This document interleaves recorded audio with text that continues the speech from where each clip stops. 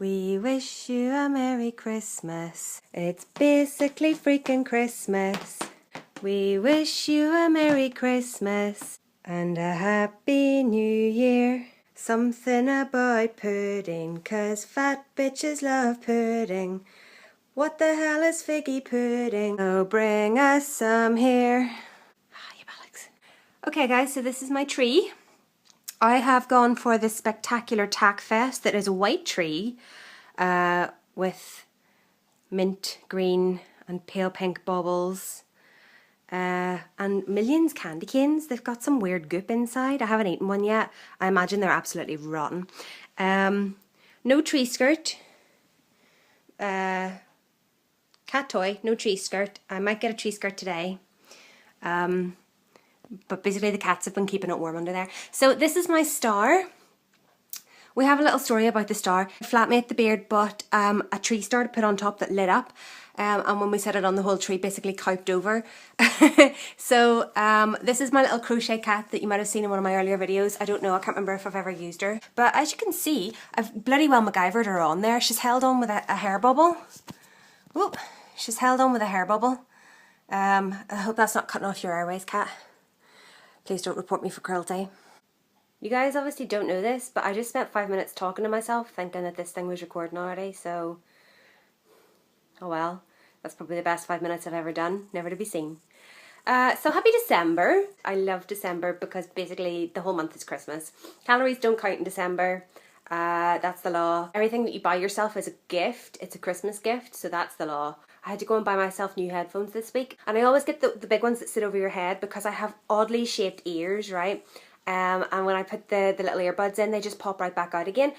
I went into TK Maxx, and shopping in TK Maxx is always a little bit for me anyway, because I applied to work in there, and I think they offered me the job, but there was a job I wanted to take somewhere else that I had already kind of said yes to. So rather than being an adult and answering them and say, thank you so much for your offer, but I've accepted a job somewhere else, I just ignored the phone calls until they left me alone. But now every time that I go in there, it seems that the two women who interviewed me are just on the shop floor. So I'm like, hello. So embarrassment. But I had to get the ones that go in your ear, but they kind of hook over your ear as well. I'm not okay with them. They're actually kind of painful. But they were only £8, so ridiculous human being.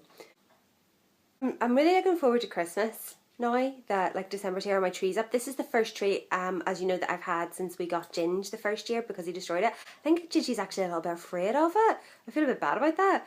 When I put it up, he just spent the whole day lying really close to me and going, he's a bit freaked out by the whole thing. So that's my new Christmas tradition, having a tree at last. My other Christmas traditions apparently seem to include drinking lots of wine on Christmas Day, having to set alarms to remind myself when to check the food that's cooking, and watching Jurassic Park. I freaking love Jurassic Park. I freaking love it. It was the first proper movie I went to see without my mum. I went to see it with a couple of friends, and I was like, oh my god, they're taking me to see a grown-up film, and I had like made them, I was about 10 or 11 when this came out, and I made them ask her if I could go rather than asking myself, because I thought it was like a proper adult film and they would like have to sneak me in and things like that. It was like a PG, but I went to see it. It was amazing, and they have had it on ITV3 for Christmas for the last couple of years. So basically I just drink wine while the whole thing's on and quote the whole thing as I'm going, because I know it so well that I could basically repeat it word for word. My favourite character is that dead snooty sounding English guy that's like a hunter or something, but he's not really a hunter, he's like an animal warden, and he gets eaten at the end by the velociraptors. He was my fave. His shorts, man, as a child I didn't see anything wrong with that, but as an adult I'm like, woo, baby. Exposure. Clever girl.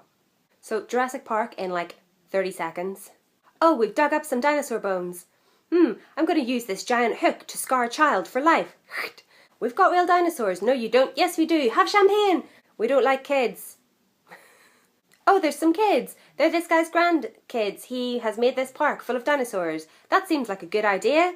That's not insane at all. The only one on my side is the blood-sucking lawyer. Let's go into the park. I want to sit with this guy. He doesn't like kids. I want to sit with him anyway. Ha ha ha. Closed door on child. Oh, there's no dinosaur in this pen. Oh, there's no dinosaur in this pen. Oh, there's no dinosaur in this pen. Oh, there's a fault. Oh, we've all stopped. Chaos theory. Pouring water on Ellie Sadler's hands. Dinosaur eat man. Woman inherits the earth. Sick dinosaur. Hands in big pile of dinosaur shit. Mmm, tasty. West African lilacs. Dennis Nedry steals dinosaurs in a can full of shaving foam. High tech.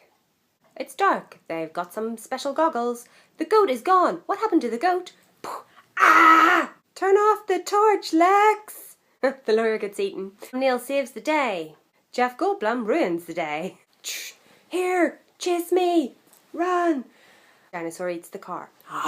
They're in the car. They're out of the car. They're in the car. They fall over the side of the ravine. We're back in the car again. Into the park. Bronchiosaurus. Achoo! God bless you. Dinosaur snot everywhere. Lysine. Girl dinosaurs are becoming boy dinosaurs to mate. Life finds a way. Dennis Nedry loses his way to the docks and gets eaten by a small dinosaur. Ah! Lots of dinosaur mishaps. Run! Climb the electric fence. Tim the human piece of toast. Eating lots of ice cream because when you're gonna die anyway, you might as well get fat. The velociraptors have escaped. The velociraptors are in the kitchen. Velociraptor claws opening doors. The jelly scene. That's my spoonful of jelly, by the way. I don't have any, so... They're all in the middle atrium, hanging off bits of dinosaur. The T-Rex comes in and eats the velociraptors. They all escape. Mr. Hammond, after careful consideration, I've decided not to endorse your park. So have I. Dinosaurs are actually birds. The end. I don't even have it on DVD. I think I used to have it on video, but I haven't updated all that yet because, you know, who's got the time? By the way, for those of you wondering why my language has suddenly got a little bit riper, my sister has informed me that she's banned my niece from watching my videos in case I talk about things that aren't suitable for her. So, like, the tiny bit of self-control that I had over my language before is just completely gone. It's gone. It's gone.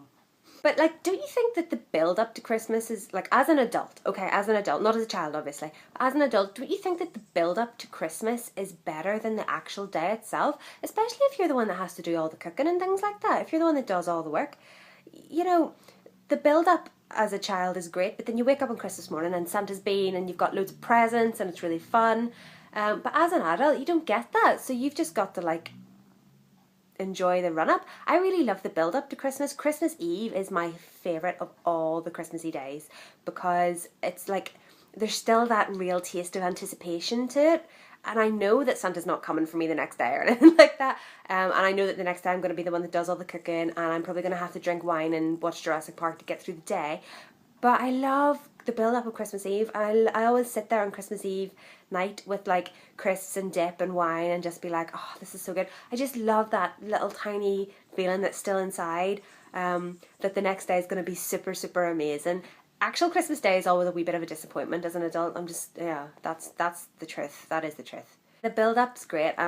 Like going to the Christmas markets and shopping for presents for people. I love buying people presents and I love like wrapping them up really nicely. I love the idea that I can. The actual outcome of that, it's never really quite what I think it's going to be. My wrapping skills aren't as good as they are in my mind, or I think they can be after looking at Pinterest. Like, it'll be wrapped in a bag, so you know, you'll be fine. One of the best things about Christmas this year, dun dun dun dun dun dun dun dun dun, Rogue One is coming. It's coming in like less than a fortnight. I'm pretty sure it's like less than a fortnight now.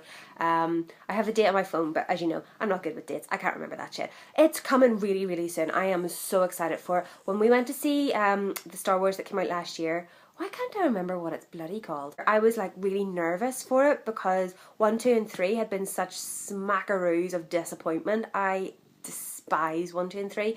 4, 5 and 6 of course are the epic trilogy.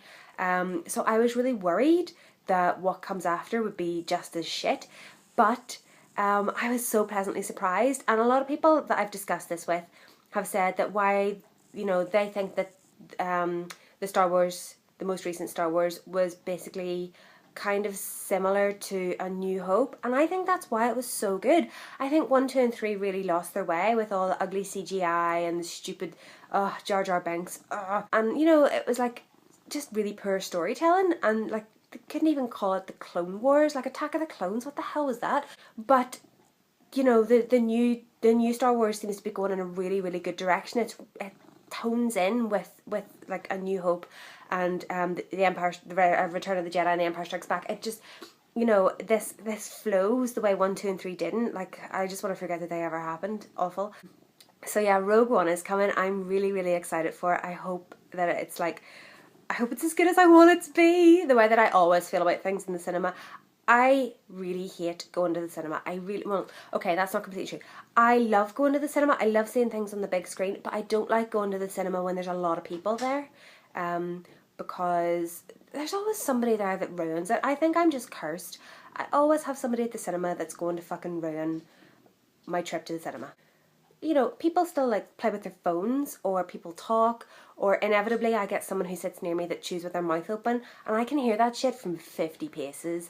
I have issues with that. I won't Dave again. This is getting really bad. I'm going to have to stop doing these videos so early, but then I'll be in the dark. A conundrum. I hate going to the cinema because I always feel like the people around me aren't like enhancing my enjoyment. They're actually dehancing, if that's a word. They're making it worse. Like, I'm so aware of my surroundings all the time that I get really annoyed. So I like to go to the cinema whenever things are nearly out of the cinema, so that there's far less people. Not the very last week, because that's always really busy as well, because people want to get their last chance to see it before it leaves the cinema. But like the week before the last week, the penultimate week, is usually a pretty good time for me to go, and not on the cheap night either. I'll pay full price because I know loads of people will go on the cheap night. I'm happy to pay that little bit extra to be able to sit somewhere that's not so crowded. And you know, I haven't seen Doctor Strange yet. I should go and see that soon. I haven't seen Fantastic Beasts yet. My family all went to see that the other week, but they went in like opening week, and I was like, oh, I can't deal with that. So I'm gonna have to wait for Rogue One. So I'm really worried about getting spoilers. I don't want any spoilers. I went to see the new Star Trek Beyond. Anybody who knows me knows my obsession with Star Trek. I love Star Trek. I fully love it. But I waited for like 4 or 5, maybe 6 weeks before I went to see that, because I didn't want to be annoyed by everybody around me. And as it happened, I managed to sit somewhere that there was absolutely nobody around, but because it's me, I made a really poor choice and sat too close to the screen, and I have double vision if I sit too close to things because I need glasses, and I didn't have my glasses with me, and so it was really bad. Everything was pretty much in double, but it was still fun.